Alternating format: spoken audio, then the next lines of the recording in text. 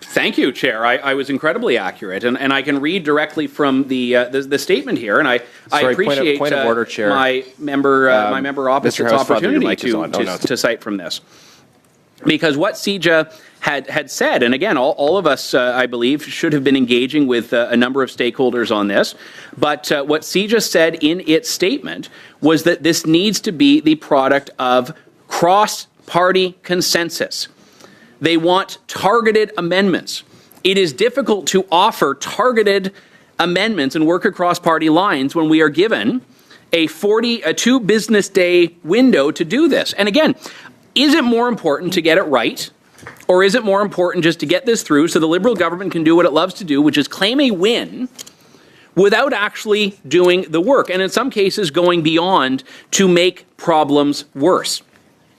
And I am aware that we are sitting on the House of Commons Standing Committee on Justice and Human Rights here. And I think that's tremendously relevant because it is this portfolio, the justice portfolio, that should have been engaged when the Liberal government previously invoked the Emergencies Act.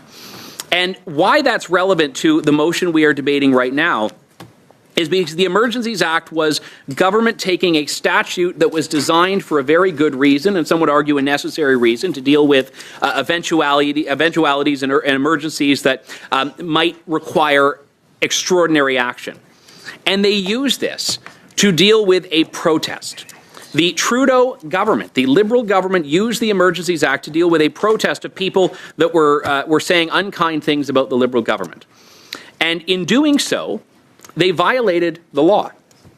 And I don't mean they violated some bylaw. I don't mean the government violated some minor statute. They actually violated the most supreme law in the country, which is the Constitution of Canada. And this is not my opinion. This is a decision by the federal court.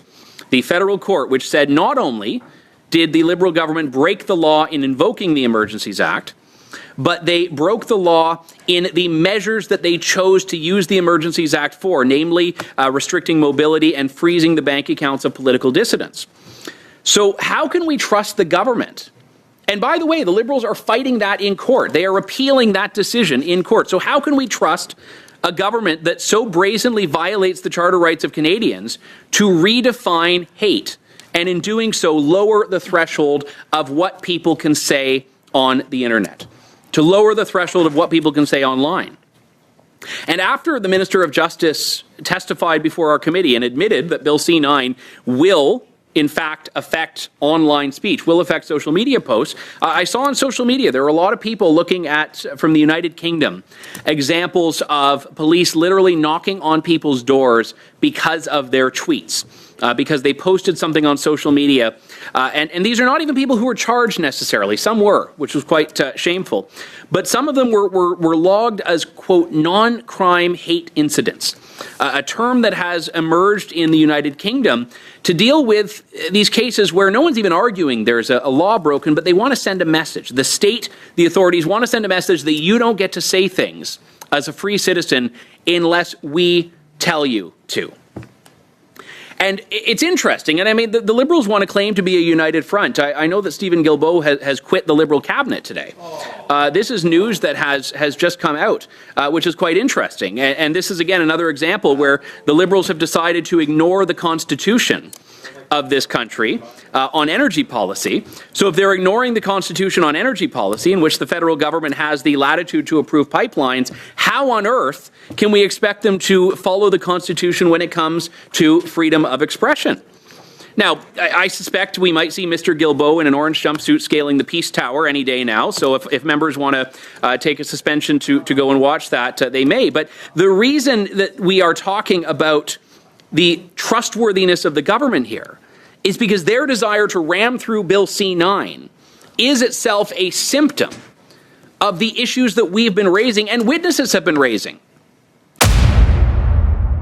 Let's be clear, this isn't about one bill, one policy, or one excuse. It's about a Liberal government that keeps pushing past constitutional limits and then acts shocked when Canadians push back. Andrew Lawton is right. When power is centralized, freedoms are collateral damage. Mark Carney's Liberals don't just govern, they manage, mandate, and micromanage, believing Ottawa knows best and citizens know least. But Canada wasn't built on unchecked authority. It was built on limits, balance, and accountability.